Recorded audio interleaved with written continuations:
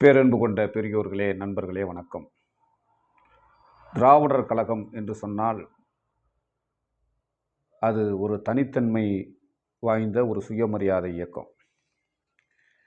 அந்த இயக்கத்தில் மட்டும்தான் அது எந்த நிகழ்வாக இருந்தாலும் சரி, அது திருமணமாக இருந்தாலும் சரி, பிறந்தநாள் விழாவாக இருந்தாலும் சரி, எந்த விழாவாக இருந்தாலும் தந்தை பெரியாருடைய கருத்துக்களையும் சுயமரியாதை கருத்துக்களையும் அங்கே விதைப்பது, பிரச்சாரம் செய்வது தான் அடிப்படை நோக்கமாக செயல்படுவது சுயமரியாதை இயக்கத்தினுடைய நோக்கம், திராவிடர் கழகத்தினுடைய நோக்கம்.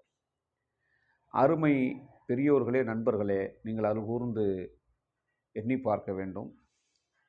கடந்த 30/8/2025 அன்று சென்னை விஜிபி கோல்டன் பீச்சில் திராவிடர் கழகத்தினுடைய பொதுச் செயலாளர் அருமை அண்ணன் அன்புராஜ், சகோதரி சுதா அவருடைய மகள்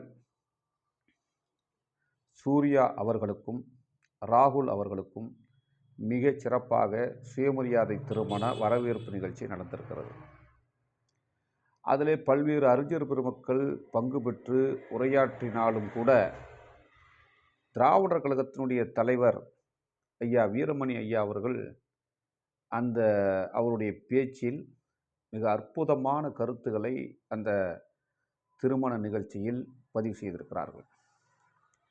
இந்த செய்தி விடுதலை பத்திரிகையில் வந்திருக்கிறது.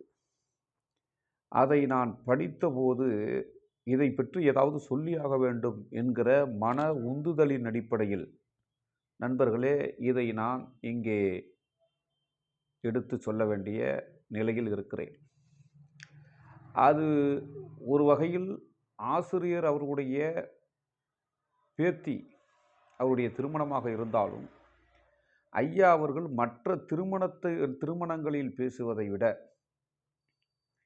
இந்த திருமணத்தில் அவருடைய உரை என்பது, பேச்சு என்பது மிகுந்த அறிவார்ந்த பேச்சாக உள்ளது. இன்றைக்கு இருக்கக்கூடிய பிரச்சனைகளெல்லாம் மையப்படுத்தி ஆசிரியர் அவர்கள் உரையாற்றியிருக்கிறார். குறிப்பாக சுயமரியாதை இயக்கத்தினுடைய தத்துவம், சுயமரியாதை திருமணம்னா யாரையும் புண்படுத்தணுங்கிற நோக்கம் கிடையாது. அதற்கு மாறாக மகிழ்ச்சியாக இருப்பது, சுயமரியாதை உணர்ச்சியோடு இருப்பது, அறிவார்ந்த நிலையில் ஆணுக்கு பெண் சமமாக இருப்பது என்கிற கருத்தை ஆணித்தனமாக ஐயா அவர்கள் அதிலே பேசியிருக்கிறார்கள்.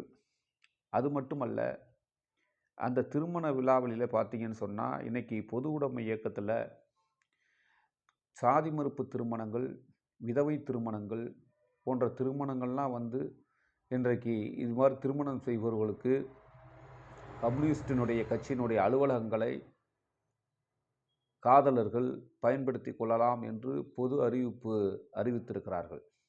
இது மிகுந்த பாராட்டுக்குரியது. அதைத்தான் திராவிடர் கழகம் வரவேற்கிறது.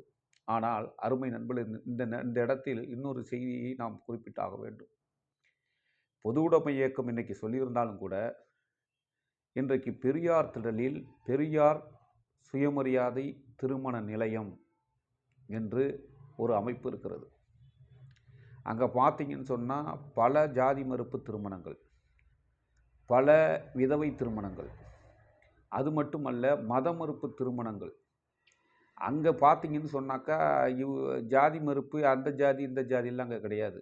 இன்றைக்கு எப்படி பொது உடைமை இயக்க தோழர்கள் இன்றைக்கு ஆணவ கொலைக்கு எதிராக இன்றைக்கு காதலர்களுக்கு, சாதி மறுப்பு திருமணம் செய்பவர்களுக்கு, விதவை திருமணம் செய்பவர்களுக்கு கம்யூனிஸ்ட் அலுவலகங்கள், பொது உடைமை இயக்க அலுவலகங்கள் திறந்தே இருக்கும் என்று வெளிப்படையாக இன்றைக்கு அறிவித்திருக்கிறார்களே, இதனை கிட்டத்தட்ட 20 வருடம், 30 வருடம், 40 வருடத்துக்கு முன்னாலேயே அருமை நண்பர்களே, பெரியார் திடலில் பெரியார் சுயமரியாதை திருமண நிலையம் என்று அங்கே வரக்கூடிய காதலர்களுக்கு, சாதி மறுப்பு செய்யக்கூடியவர்களுக்கு, மத மறுப்பு செய்யக்கூடியவர்களுக்கு, விதவை திருமணம் செய்யக்கூடியவர்களுக்கு அங்கே பல திருமணங்கள், பல்லாயிரம் திருமணங்கள் நடந்திருக்கின்றன என்பதை இந்த நேரத்திலே குறிப்பிட விரும்புகிறேன். இந்த செய்தியை ஆசிரியர் ஐயா வீரமணி ஐயா அவர்கள் அந்த திருமணத்திலே குறிப்பிட்டிருக்கிறார்கள்.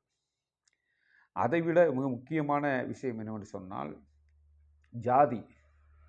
இப்போ ஆசிரியர்களுடைய குடும்பத்தில், தலைவர்களுடைய குடும்பத்தில் நடைபெறக்கூடிய 4வது சுயமரியாதை திருமணம். சில பேர் பேசுவான், நம்ம ஆளுங்க, சுயமரியாதை திருமணத்தை பற்றி பேசுகிறீங்கல்ல, ஜாதி மறுப்பு திருமணத்தை பற்றி பேசுகிறீங்கல்ல, உங்கள் குடும்பங்களில் ஜாதி மறுப்பு திருமணம் நீங்கள் செஞ்சுருக்கீங்களா அப்படின்னு பேசுவாங்க. உங்கள் தலைவர் செஞ்சுருக்கிறாரா அப்படின்னா அதற்கு மிகுந்த ஒரு பதில் என்ன அப்படின்னு கேட்டால், ஆசிரியர் ஐயா அவருடைய குடும்பத்திலே இது 4வது சுயமரியாதை திருமணம். அதைவிட சாதி மறுப்பு திருமணம் 4 திருமணமே ஒரே ஜாதிக்குள்ளே நடக்கலை.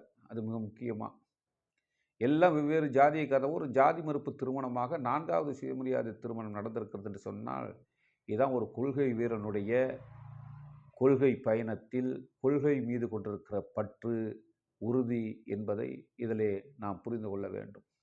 அது மாத்திரமல்ல, அந்த திருமணத்தில் ஜாதியை பற்றி பேசியிருக்கிறார் ஐயா. ஜாதி கொடுமை எவ்வளவு பெருசு. இன்றைக்கு கௌரவ கொலைகள் நடந்திருக்கு. ஒரு பக்கம் தமிழ்நாட்டுக்கு வளர்ச்சி நிலையில் இருந்தாலும் கூட, வளர்ச்சி நிலையை நோக்கி பயணித்து கொண்டிருந்தாலும், இன்றைக்கு இருக்கக்கூடிய ஆட்சி மிகப்பெரிய வளர்ச்சி நிலைக்கு போய் கொண்டிருந்தாலும், இன்னொரு பக்கத்தில் மிக கேவலமாக இந்த நாட்டிலே கௌரவ கொலைகள், சாதிய கொலைகள் நடந்துக்கிட்டு இருக்கிறது. வெட்கப்பட்டு தலை குனிய வேண்டிய ஒரு நிகழ்வு என்று.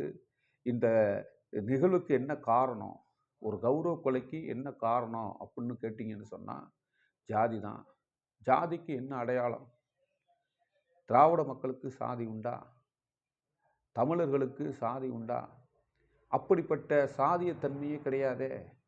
திடீர்னு ஐயா சொல்லியிருக்காரு உதாரணம், திடீர்னு ஒருத்தருக்கு மாரடைப்பு ஏற்படுது, ஆஸ்பத்திரிக்கு தூக்கிட்டு போகிறோம். அங்கே போய் அந்த பேஷண்ட்டை அந்த நோயாளியை மாரடைப்பு வந்தவரை காப்பாற்றுறதுக்கு பார்ப்பாங்களா, இல்லைன்னா அந்த பேஷண்ட்டு என்ன ஜாதியில் இருக்காரோ அந்த ஜாதி டாக்டர் இருக்காரா, அந்த ஜாதியில் மருத்துவர் இருக்காரா, அந்த ஜாதியில் நர்ஸு இருக்காங்களான்னு கேட்பாங்களா? கேட்குறது இல்லை.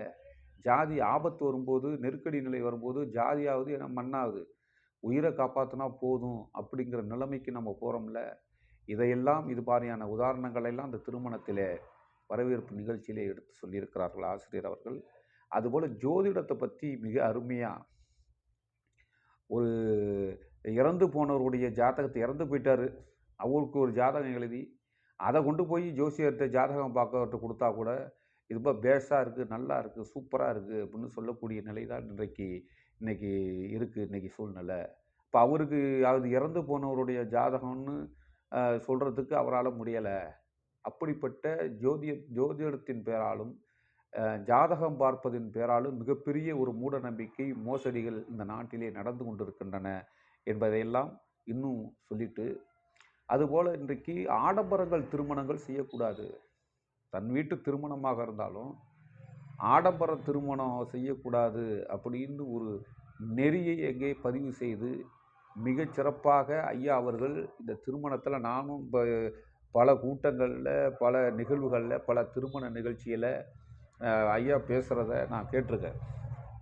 ஆனால் இந்த திருமணத்தில், அவருடைய குடும்பத்தில் நடக்கக்கூடிய இந்த நிகழ்வில் ஐயா அவர்கள் முழுக்க பெரியாருடைய சுயமரியாதை பகுத்தறிவு பிரச்சாரம் மேடையாக்கி விட்டார் என்று தான் சொல்ல வேண்டும். ஏன்னா சொல்ல வேண்டிய அவசியம் இருக்கிறது.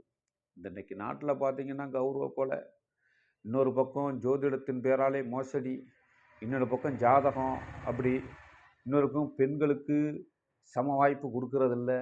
இப்படிப்பட்ட நிலைகளில் ஐயா அவர்கள் இந்த திருமணத்தில் பேசிய பேச்சு உண்மையிலேயே மனதிற்கு ரொம்பவும் இனிமையாகவும் மகிழ்ச்சியாகவும், ஐயாவுடைய உள்ள கிடக்கை, அவருடைய சிந்தனையில் எப்படிப்பட்ட பிரச்சார உத்தி முறைகள் இருக்கிறது என்பதையெல்லாம் அந்த உரையாடல், அந்த பேச்சினுடைய வார்த்தைகள், அந்த சொல்லாக்கம், பயன்படுத்துகிற சொற்கள், இதெல்லாம் அவர் சுட்டு போட்டாலும் பெரியார் சிந்தனையோடு தான் இருப்பார் ஐயா அப்படிங்கிற மாதிரி, எந்த நேரம் பார்த்தாலும் இதே சிந்தனையோடு ஐயா இருக்கிறார்கள் அவர்கள் என்று சொல்லியும், அதே நேரத்தில் தன்னுடைய வயதை குறிப்பிட்டிருக்கிறார்கள்.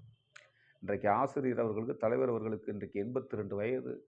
இந்த 82 வயசில் எத்தனை திருமணங்களை ஆசிரியர் நடத்தி வைத்திருப்பார், எத்தனை மேடைகளில் தந்தை பெரியாருடைய கருத்துக்களை பேசியிருப்பார். இப்படிப்பட்ட நிலைகளெல்லாம் ஒரு பக்கம் இருந்தாலும், இன்றைய அந்த ஆசிரியருடைய பேர்த்தி சகோதரி சூர்யா அவர்களுக்கும் ராகுல் அவர்களுக்கும் நடந்த அந்த திருமணத்தில் ஐயா பேசிய உரை அற்புதமான உரை. இதே புத்தகமாகவே போடலாம். ரொம்ப அற்புதமான உரை. இந்த உரையை இயக்க ஏடுகளாக புத்தகமாக வெளிவர வேண்டும் என்பது என்னுடைய ஆசை. அதே நேரத்தில் நம்முடைய திராவிடர் கழகத்துடைய பொதுச் செயலாளர் அண்ணன் அன்புராஜ், சகோதரி சுதா அவருடைய மகள், ஆசிரியருடைய பேர்த்தி சூர்யா அவர்களுக்கும் ராகுல் அவர்களுக்கும் திருமண வாழ்த்து சொல்லி முடிக்கிறேன். நன்றி, வணக்கம்.